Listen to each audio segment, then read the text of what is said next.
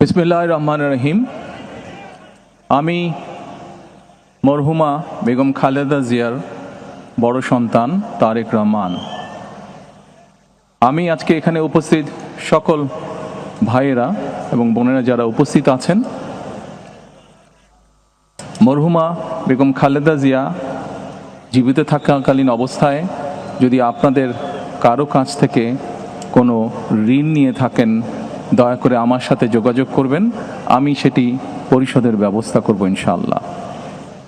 একই সাথে উনি জীবিত থাকাকালীন অবস্থায় ওনার কোনো ব্যবহারে, ওনার কোনো কথায় যদি কেউ আঘাত পেয়ে থাকেন, তাহলে মরহুমার পক্ষ থেকে আমি আপনাদের কাছে ক্ষমা প্রার্থী।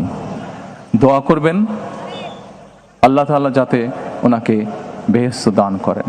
আসসালামু আলাইকুম। আসসালামু আলাইকুম।